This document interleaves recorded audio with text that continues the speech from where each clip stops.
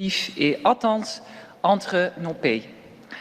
Les liens entre le Canada et les Pays-Bas ont toujours été forts et le resteront.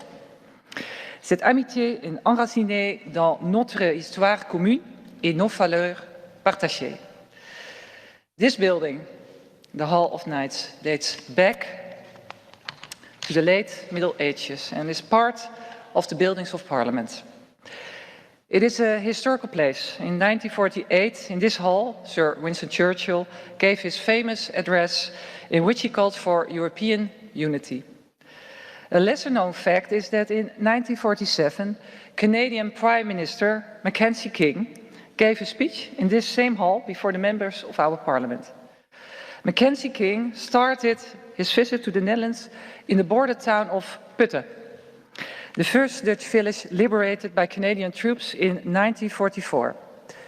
Sadly, it is also the place where the first Canadian soldiers died on Dutch soil. The fallen are buried in the Canadian War Cemetery near Bergen op Zoom. And you will visit this memorial place later this morning. Last year, we celebrated the 75th anniversary of the liberation of the Netherlands from the Nazi tyranny. Canadian servicemen played a crucial role in this liberation, and more than 4,000 young Canadians lost their lives while fighting for our freedom. The people of the Netherlands will always be grateful for your countrymen's sacrifice. And during the war, the royal family found a safe haven in Ottawa. In 1945, the royal family sent her 100,000 tulip bulbs in gratitude for this hospitality. And this was the start of the famous yearly Canadian Tulip Festival in Ottawa. And the festival claims to be the world's largest tulip festival, displaying over 1 million tulips annually. And tulips are planted throughout the city in front of the building, also on Parliament as well. The long-standing tradition symbolizes our historic and colorful friendship. During the 1940s and 50s, over 180,000 people migrated from the Netherlands to Canada. Of Canada's 34 million inhabitants, more than 1 million have Dutch ancestry. And these family ties are also an important part of our close relationship. Canada and the Netherlands uphold the same values. We both cherish human rights and the rule of law. We work closely together in NATO and the United Nations. These days, climate change is on the forefront of national and international policy. And yesterday, the House debated on the Fit for 55 climate package of the European Commission. And the EU aims for 55% reduction in CO2 emissions by 2030. The upcoming climate conference in Glasgow will be crucial to reach an understanding on a global level. Prime Minister, we are very interested to hear your views and comments on the challenges our countries are faced with at this moment. It's my great pleasure to give you the floor. Dank u wel, Speaker Bergkamp. Speakers, chairpersons, members of Parliament, friends, it is an honour to address you today in this historic hall. As was pointed out, every fall, the tulip bulbs that you, the Dutch people, send us are planted in gardens and parks across Ottawa. In fact, they went in just last week. And every spring, no matter how long or cold our Canadian winter has been, and it is long and cold, those tulips come up. My friends, we have faith that what we do today will have an impact tomorrow. Because if we sow the seeds of a brighter future, that better day will arrive. That's what Canadian soldiers believed when they landed on the beaches of Europe 80 years ago. It's what they believed as they fought their way to the Netherlands, as they pushed canal by canal, town by town, to vanquish the dark forces of fascism. Later today, I will visit the Bergen-op-Zoom Cemetery, where so many Canadian soldiers were laid to rest. And as I pay my respects to those who made the ultimate sacrifice, I'll be thinking of all that they were fighting for, of the legacy they left. Looking at names like Lloyd MacDonald and Roméo Gagnon will, of course, also be a reminder that Canada is a bilingual country. So this morning I will be leaning on your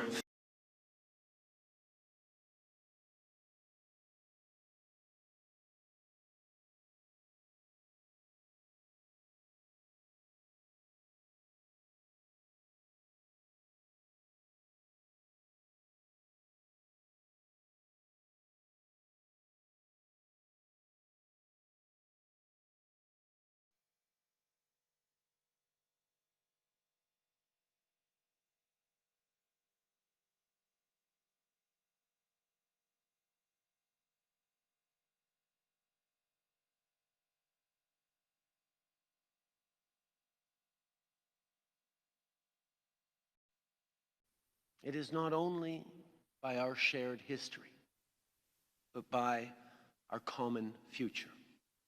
As friends, allies, and partners across the Atlantic, Canada and the Netherlands share a commitment to the brighter tomorrow we want to see and the progressive values that will get us there. The rule of law, belief in reason, the defense of human rights, multilateral institutions that serve the common good by promoting fairness and equality. Of course, you already know that. After all, we're in the home of so many of these ideas and ideals. I think about the fact that long before the Enlightenment swept across Europe, you here in the Netherlands were pioneers of progress, advocating for reason and science as the path forward. My friends, that is still our path. That is what I want to talk with you about today. Our generation faces real challenges: rising populism and extremism, a more unpredictable world, workers losing their jobs to automation, wildfires laying waste to entire towns, and sea levels creeping up on entire countries. This is not the world of those Dutch thinkers from hundreds of years ago. It is not the world our grandparents stood shoulder to shoulder together against the Nazi regime. But if online radicalization drives someone to hate their fellow citizen, is it really so different from the intolerance our grandparents sought to defeat? In the shadow of great power competition and authoritarianism, isn't our path forward still the rule of law, universal values, and cooperation? When workers are worried about their future, doesn't the solution remain economies that work for everyone? And as climate change threatens our world, aren't we once again called to step up and defend a brighter tomorrow for our children? Le populisme et l'extrémisme, les inégalités, les menaces pour l'environnement, ces défis ne sont pas nouveaux. Ce sont des enjeux que nous connaissons depuis longtemps et que nous avons déjà réussi à régler à d'autres époques. Alors, il faut se dire que les solutions sont peut-être plus près de nous que nous pensons. Just 10 minutes from here is the International Criminal Court. When we talk about our shared commitment to progressive values, it's hard to think of a better example. After all, a team of Canadians played a central role in setting up this court that now finds its home right here in The Hague. This is proof that we can and have stood up together to injustice, to hate, and to the very worst crimes. And it's proof that we continue to meet these wrongs with the rule of law and with a commitment to the rights of every person. That is the groundwork that together we have laid. This is the foundation upon which we can build. At home in Canada, We're cracking down on online hate and radicalization while keeping communities safe with measures that protect places of worship and community centers. There must be no tolerance for anti-Semitism, just like there must be no place for Islamophobia or hatred of any kind. And of course, this work goes beyond our borders. I could talk about the new immigration stream we're establishing to provide safe refuge for human rights defenders at risk, including from Afghanistan, yet another place where the Dutch and Canadians have stood side by side in defense of peace and human rights. Or launching a new Canadian Centre to promote democracy and good governance around the world. Or the fact that we'll continue increasing our support for institutions and groups that stand up for democracy, for human rights, and for international law globally.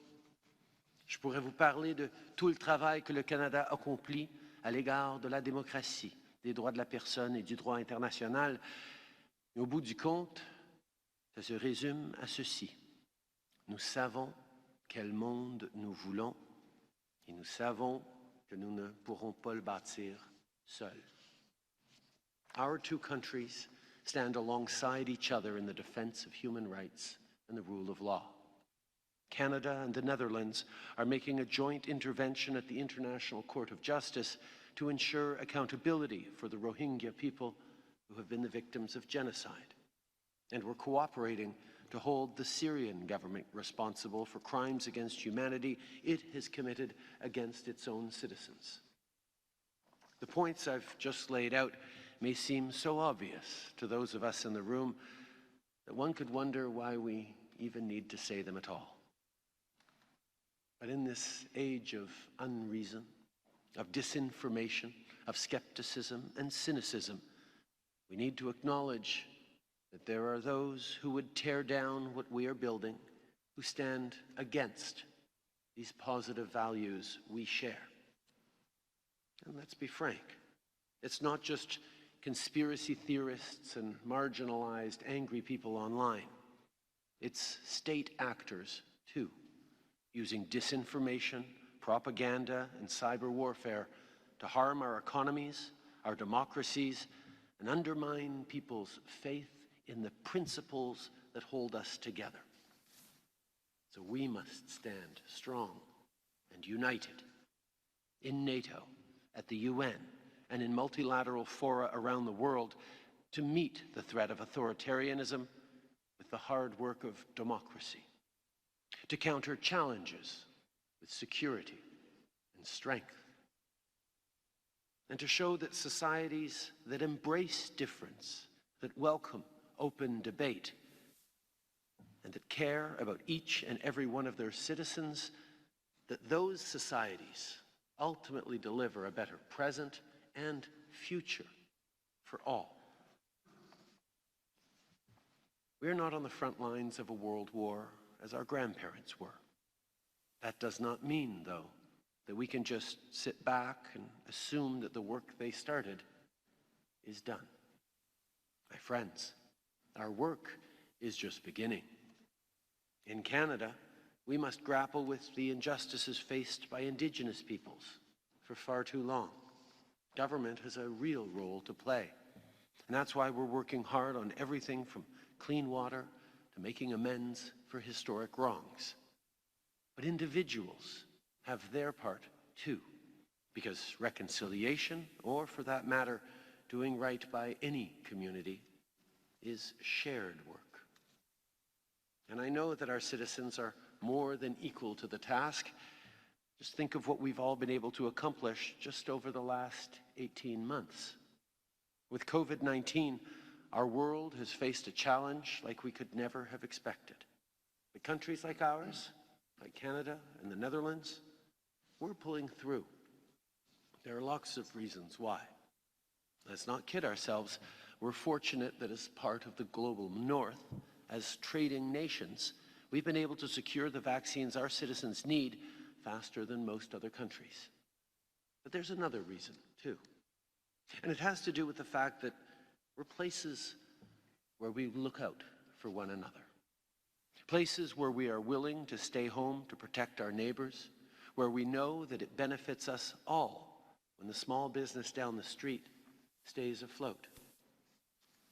Avec le début de la fin de cette pandémie et de cette crise économique mondiale, on a la chance de rebâtir en mieux. Et pour ce faire, nos économies doivent d'abord être fortes, résilientes et profitables à tous. Comme nos pays prônent la libéralisation des échanges commerciaux, il est clair que si nous refermons nos portes, nous ne pourrons pas créer de bons emplois ou laisser nos entreprises croître. Si, dans chacun de nos pays, nous voulons favoriser une prospérité partagée et bâtir une classe moyenne forte, nous devons placer notre confiance dans les échanges commerciaux justes et progressistes. Il ne fait aucun doute que le Canada et les Pays-Bas le savent déjà. Through CETA, we've boosted trades in goods between our two countries by 18% already, while trade in services has gone up by almost 50%. Working together as liberal trading nations pays. It means more good, well-paying jobs for the middle class, more opportunities and customers for our small businesses, more growth for the entire economy. That's why Canada has been leading efforts on WTO reform through the Ottawa Group, because an open, free, fair, and rules-based trading system can drive global prosperity and a stronger middle class everywhere, provided we remain committed to ensuring that the system includes everyone and everyone can reap the benefits. Later today, I'll be sitting down with business environmental leaders to talk about the next chapter in our collaboration, green innovation and clean growth that creates new opportunities for workers and resilient economies for everyone. Mes amis, tout le monde mérite d'avoir un bon emploi. Mais n'oublions pas que ce n'est pas le seul critère que les gens ont en tête quand ils pensent à la vie qu'ils veulent pour leurs enfants et leurs familles. Après tout, à quoi bon une économie forte ou une société ouverte si notre maison a été ravagée par des feux de forêt ou si notre quartier est complètement inondé? Nous sommes devant une crise climatique et nous devons prendre nos responsabilités. Climate change is the test of our generation. To meet it, we have to follow the science, to listen to reason, because if we do anything else, we will fall short. I know you get that. The bikes that are a symbol of the Netherlands are a testament to your commitment. My friends, it's an example we're following at home in Canada with historic investments in bike paths and walking trails. And when it comes to climate ambition, we're on the same page. We've both committed to phasing out coal-fired electricity. We've both put a price on pollution. We're both investing in renewable energy and moving forward on climate adaptation. The world needs countries like ours to stand up for what we believe, to say, yes, this is a crisis, and yes, we can do something about it, to follow the science, to develop new solutions, to lead for our kids. And this coming week especially, we all have a chance to do just that. COP26 is in a few days. I'll be there. I know Prime Minister Rutte will too. Let's take this opportunity to keep working together, to rebuild good green jobs for workers and leave a bright future for our children. Climate change, inequality, radicalization. These are big challenges, bigger than either of our two countries. So why does it matter that we talk about this here? Why am I saying all this to you in this historic hall today? This is the same hall where the Congress of Europe was held in 1948, as Canadians joined leaders from across Europe to rebuild after the Second World War. This is the same hall where they made the choice to work together instead of being divided. to embrace democracy and human rights against hate and injustice, to believe in reason and progress and reject fear and mistrust. That was their choice, and now this choice is ours. Neither of our countries stands as the biggest or the richest or the most powerful. But building a better world isn't about standing alone, it's about standing together.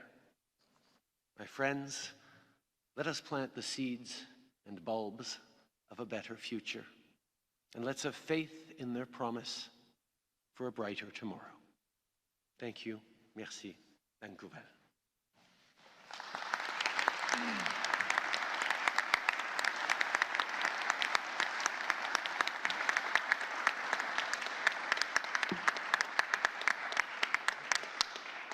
Thank you very much for your remarks, Prime Minister. Now I would like to give the floor to Ms. Agnes Mulder. She is the acting chair of the Committee on Foreign Affairs. Mrs. Agnes Mulder. Thank you very much, Prime Minister, for your inspiring speech. It's my privilege to open the floor for the exchange of views with the members of Parliament. And I must say there will be a delegation of members of Parliament at the COP as well, so we really think that's important. First, I would like to give the floor to Mr. Van Apeldoorn, Chair of the Standing Committee on Foreign Affairs, Defence and Development Cooperation in the Senate. The floor is yours. Thank you, Madam Chair. Your Excellency, it's a real honor to receiving you here in our Parliament, also given the historic ties between our two countries, as you so eloquently described in your speech. In my question, I want to focus on one of the big challenges that you spoke of, and arguably the biggest challenge, that of climate change, as we are on the eve of COP26. I think for almost all of us, it's really clear that there's the urgency to deal with the climate crisis, and that we need to make the transition to a non-carbon economy faster and faster than we previously expected. This was also confirmed by the latest IPCC report. We have the high incidence of extreme weather in your country, heat waves, floods in our country and in Germany. Yet there is also growing concern on the part of people, ordinary citizens, about how to pay for this transition and what it will mean in terms of financial costs to households. Often in response, one hears that the principle should be that big polluters, big emitters of CO2 gases should pay for the transition. And then we're talking about big corporations. The question is how to make these corporations pay for this transition, how to hold them to account. You mentioned CETA, which is actually a controversial investment treaty in this country, as you know, and also in this parliament. And many critics argue that in CETA you have the problem that investor rights take precedence over climate policy goals. Undoubtedly, you would disagree. But my question would be, is more generally, how you see this problem. You also mentioned the growing problem of radicalism and populism, of how to make the energy transition a reality, but combine that with social justice, and also from the perspective of our important transatlantic partnership. Thank you very much. Merci beaucoup. Thank you, Mr. Chair. Obviously, you've touched on a lot of different subjects within that one question, but it really goes to the point that everything is interwoven.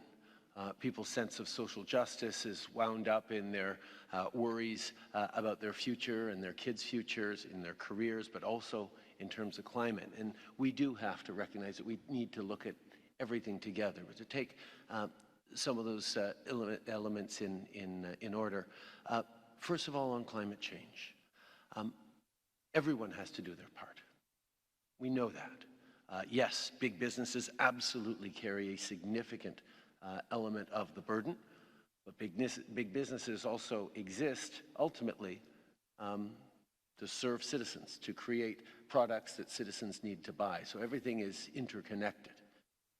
And the most important thing that we have to reflect on is that we move forward in a way that supports ordinary citizens, that doesn't tack on extra costs onto families that are already struggling with inflation and a cost of living that is rising, whether it's housing prices or costs of education or childcare. These are things that we need to focus on, because everybody knows that climate change is real.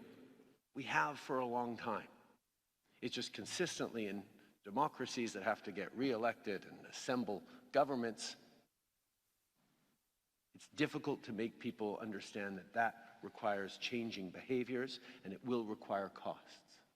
And figuring out how to make sure those costs aren't borne by individual families has been the one thing that has held us back in general around the world from the most efficient measure to tackle climate change in our economies that exists, putting a price on pollution. Opponents to pricing carbon have always said that becomes a tax on everything.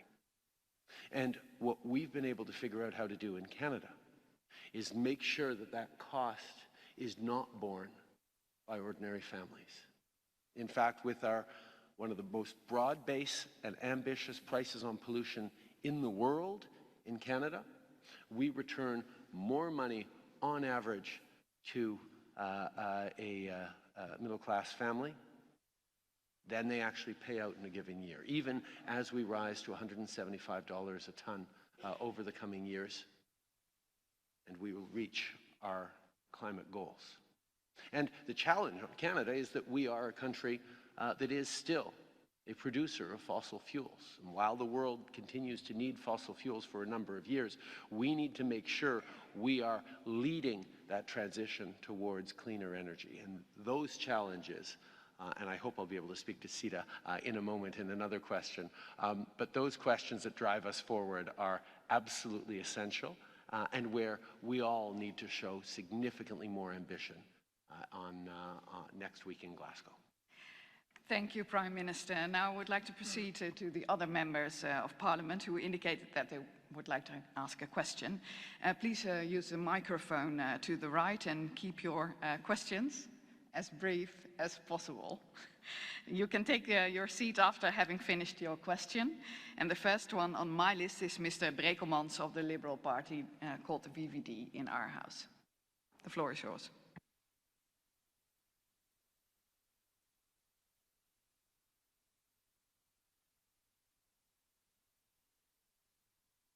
Liberal Party, I would also like to express our gratitude for the strong alliance and friendship between our two countries.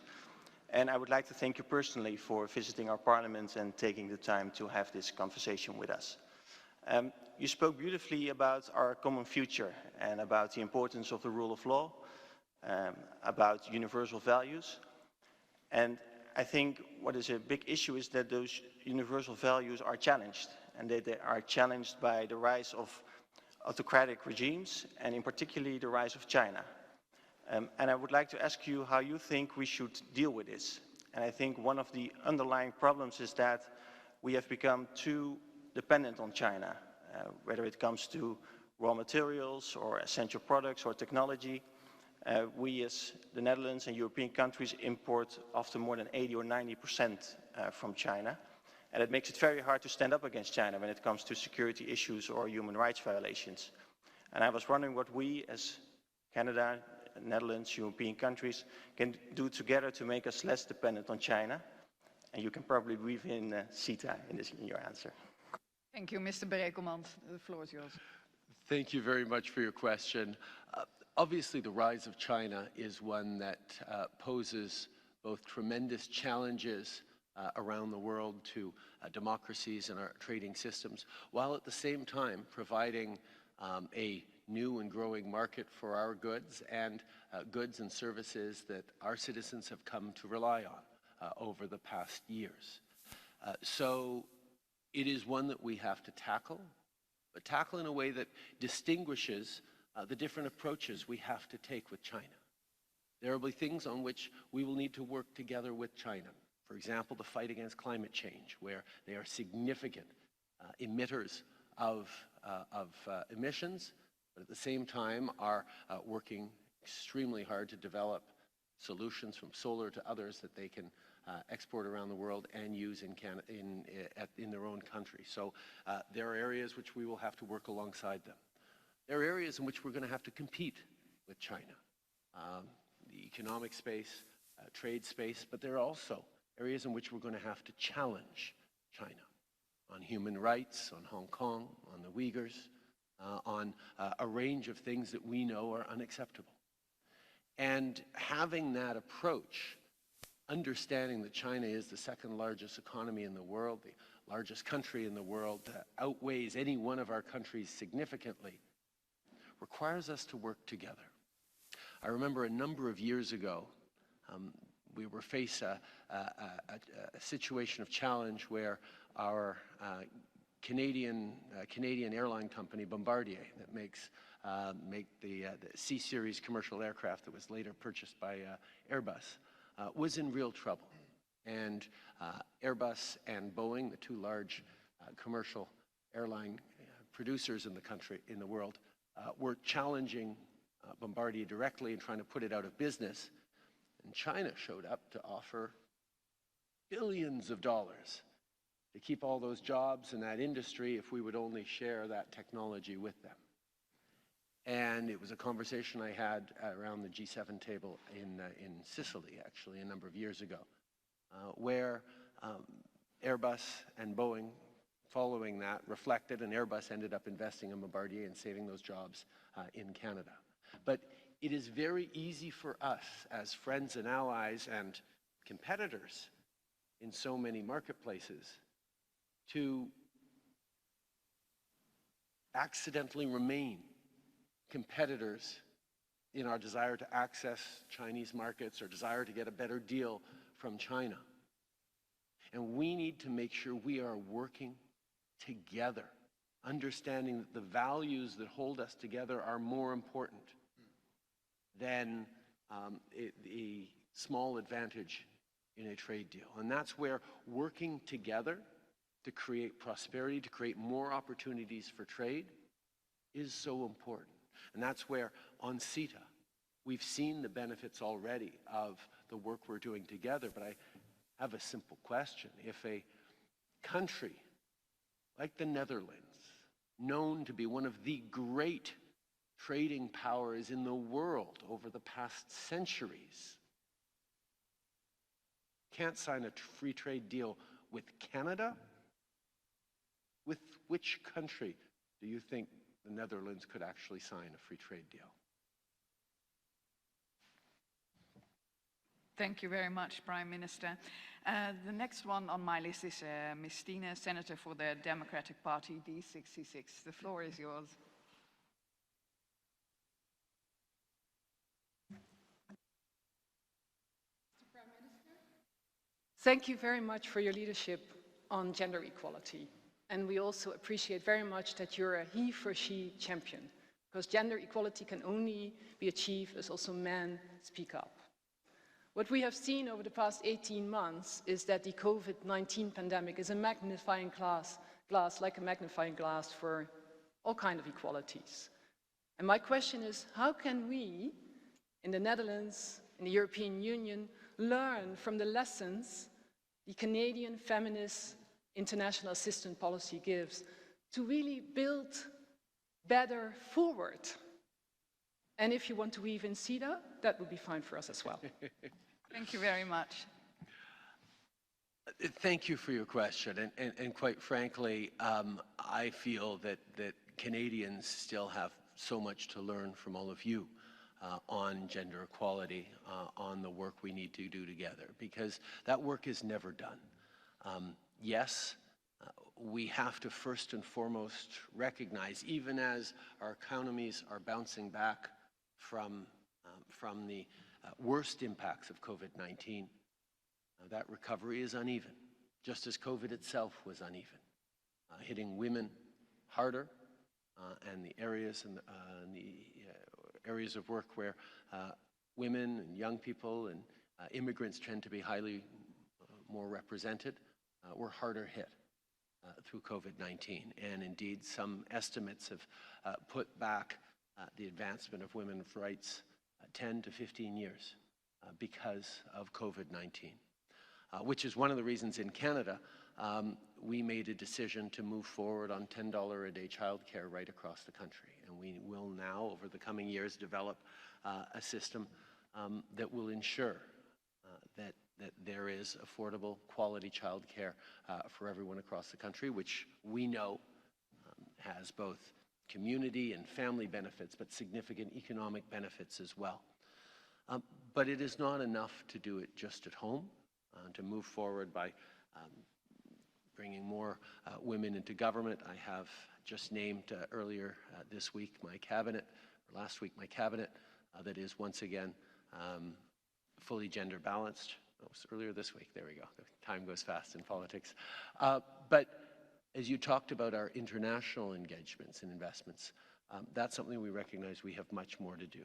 A few years ago, we shifted towards a feminist international assistance policy. And what that means concretely is not just trying to help more women and girls, but understanding that often the easiest thing for countries to do in terms of international assistance is to work with some of those big international assistance organizations, outstanding ones, whether it be UNICEF or the Red Cross or Médecins Sans Frontières or any number of the great organizations out there, and they do a tremendous amount of positive work. But there is also a need to reach deeper, to do more than just writing a check and sending it to trusted partners. There is a need to get out there on the ground and look for those small grassroots organizations. I remember speaking with Lima Bowie, who is a tremendous on-the-ground women's activist in Africa, who was pointing out the leverage that happens when we ensure that those aid dollars get to the community organizations that are working so hard on the front line and don't get bogged down in all the processes and layers of work that have been put in over the past many years. So my recommendation is, as we look to continue to create opportunities, particularly coming out of this pandemic, which is hitting so hard on the most vulnerable around the world, to be more active than just sending off a check, and actually look to build those partnerships and those friendships and that empowerment of women at the grassroots level to be able to transform those communities and ultimately our world. Thank you. Mr. De Roon from the Party for Freedom, House of Representatives. The floor is yours.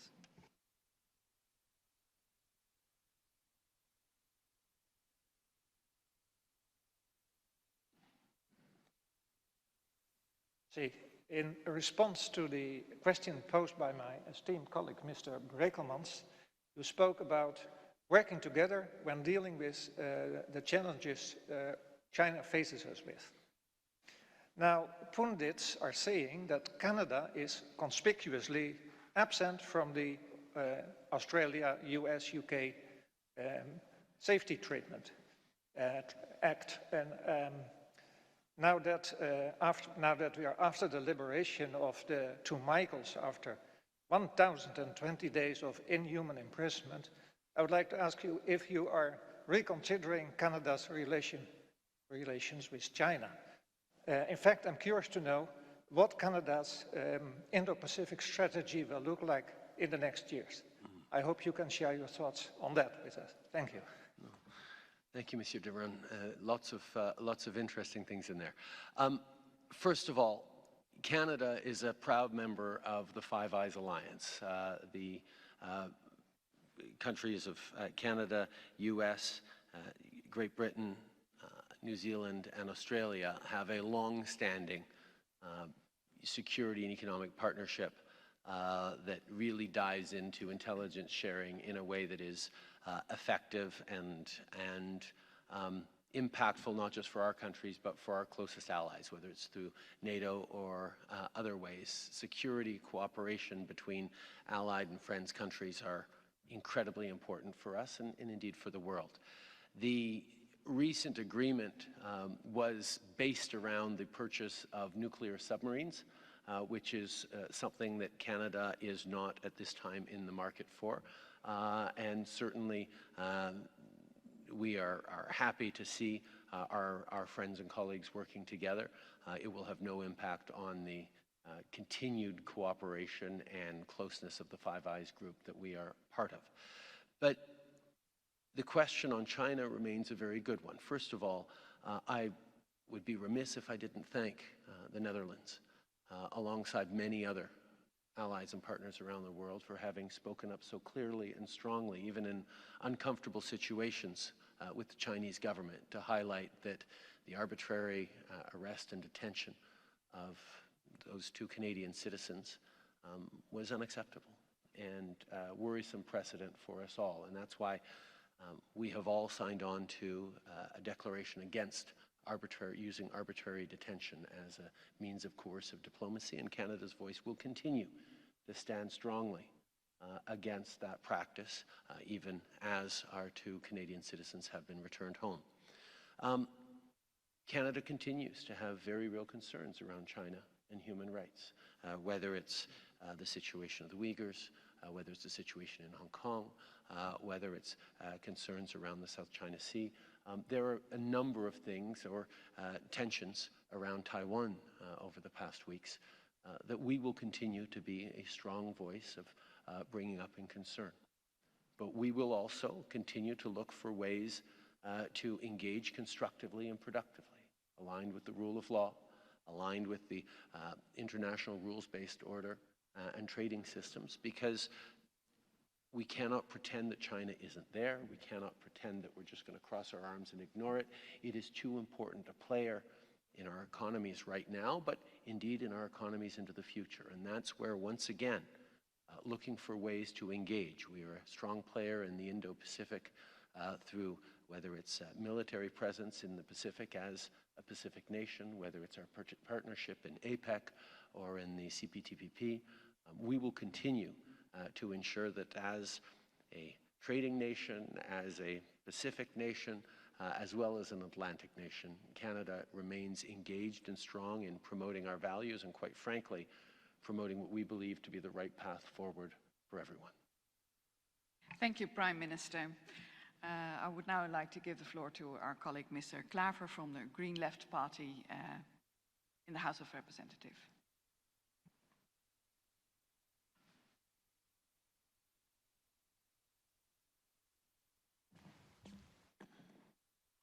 Good morning, Mr. Prime Minister, and thank you for your inspiring speech, and thank you especially for your remarks on our common future, especially when you talked about the task of our generation to fight climate change. Recently, Canada has had a new climate ambitions. You had the ambition, if I'm correct, it's 40–45% reduction by 2030. And actually I have a quite simple question. If I'm correct, this ambition is a little bit lower than the ambition of the European Union. So is it possible that you will announce next week at the COP in Glasgow that you will, that Canada will go for a much higher ambition when it comes to climate change? Because in the way you talked about climate, I think it's so necessary that the European Union and Canada will go forward together.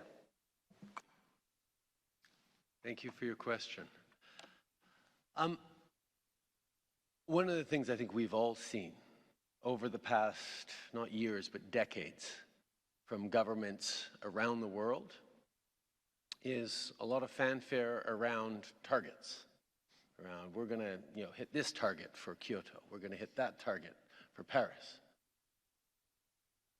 And unfortunately, so much of the energy is around setting the targets rather than digging into actually having a concrete plan and roadmap to get there.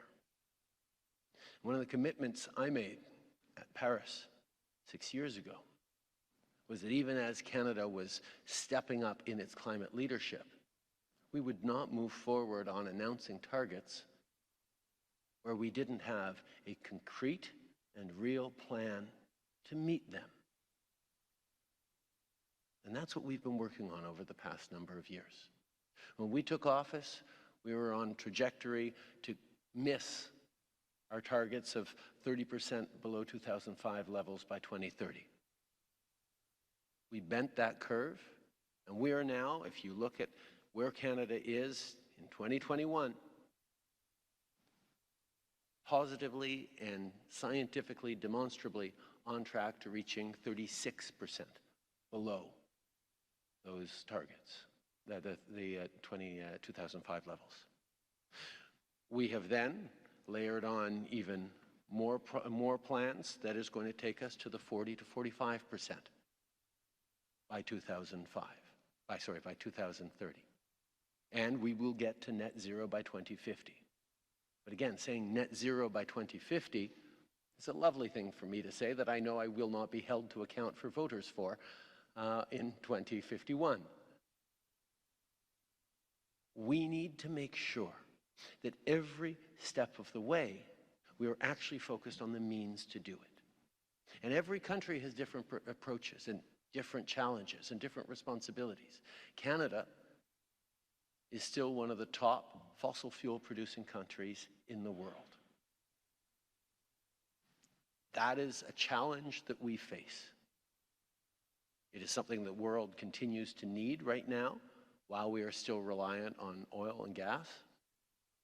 But in the coming years, as we develop technologies and new ways of doing things, the world will be finding other alternatives. And we need to make sure we are transforming the jobs that workers are doing, the way we do extract the oil and gas that will still be needed, and mostly how we move beyond that to electrification.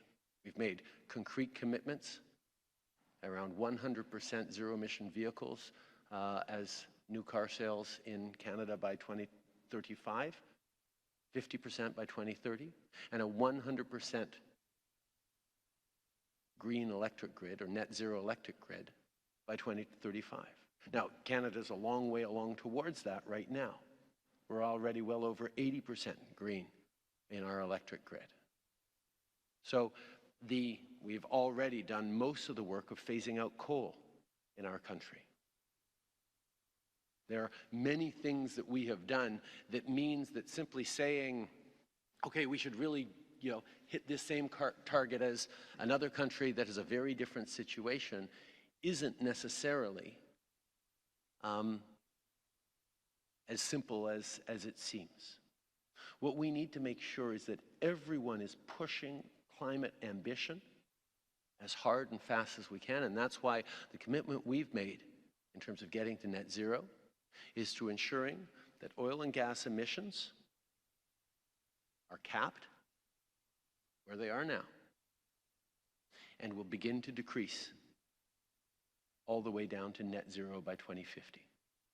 Doing that for a country with a significant oil and gas production sector, where other countries that are oil and gas producers, like Norway, for example, have had years of a head start because of political decisions that were made there and were not made in Canada, means that we will continue to look to do ever more, and I will look forward to being able to announce even stronger targets as soon as we have the concrete plan to meet them.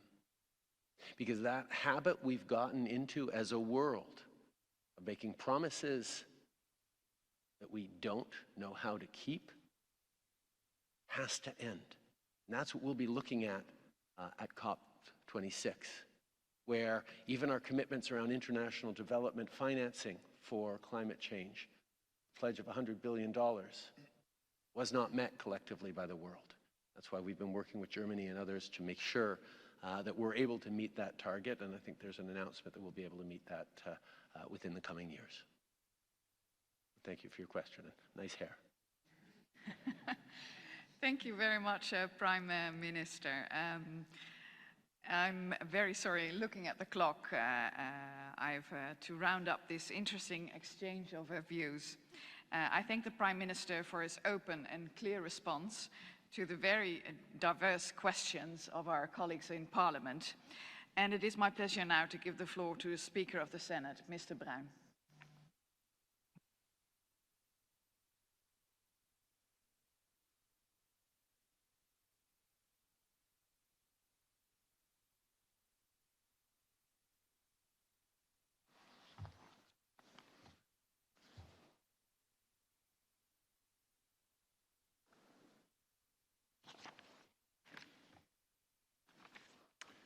Your Excellency, I would like to thank you for your presence here today.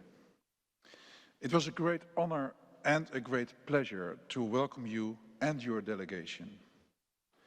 The pleasure of having you here today was even greater due to the fact that the COVID-19 pandemic prevented us from welcoming foreign guests for a long time. After we welcomed the President of Suriname in September, it was a privilege to also welcome a foreign Prime Minister in the Dutch Parliament again for the first time since the start of the pandemic.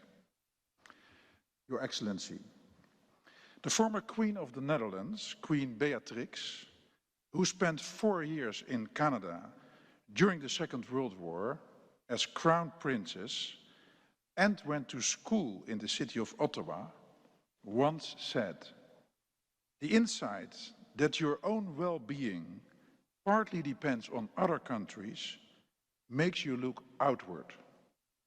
Our strength lies not in isolation, but in cooperation."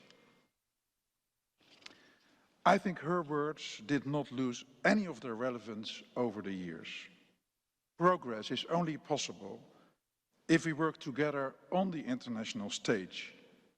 In these times, with so many challenges that transcend the national level, like the COVID-19 pandemic, we should rely even more on the values of multilateralism and the rule-based world order.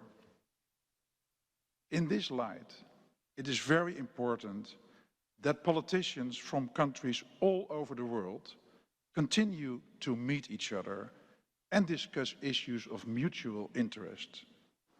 Sometimes, just a meeting itself already sends out a message. That is why it is so valuable that you delight us today with this bilateral visit, and why it is also so very much appreciated that you provided our members of parliament with the opportunity to exchange views with you here today on several very important topics. Of course, it is not only important to meet each other at the political level. Exchanges also in the field of business, education, science, tourism, and many other areas are just as important to contribute to mutual understanding between our countries and nations, to learn from each other, and to seek cooperation where possible. I am happy to note that these exchanges between Canada and the Netherlands are extensive and fruitful in all of the mentioned fields. We fully trust that Canada will continue to play an active role on the global stage as a partner, a friend, and a pillar for international solidarity for the Netherlands and the European Union. Allow me to quote your father, the former Prime Minister of Canada, His Excellency Mr. Pierre Trudeau, by saying, "The best thing you can possibly do for a friend is to be his friend." Canada has been a true friend of our country for a very long period of time, and your visit here today is another contribution to this long-standing friendship. In this light, I would not only like to underline again the role that Canada played in the liberation of our country, something that will never be forgotten, but also the continuous support of the Canadian government to pursue justice and accountability with regard to the downing of flight MH17, which also cost the life of a Canadian. Your Excellency, after your visit to the Netherlands, you will travel to Rome to attend the G20 Leaders Summit and to Glasgow to attend the UN Climate Conference COP26, where you will meet other world leaders to discuss important challenges that directly affect the people of our countries. I would like to wish you all the best for your participation in these conferences, as well as for the rest of your visit to the Netherlands, and to thank you once again for your presence here today. Thank you. Merci beaucoup.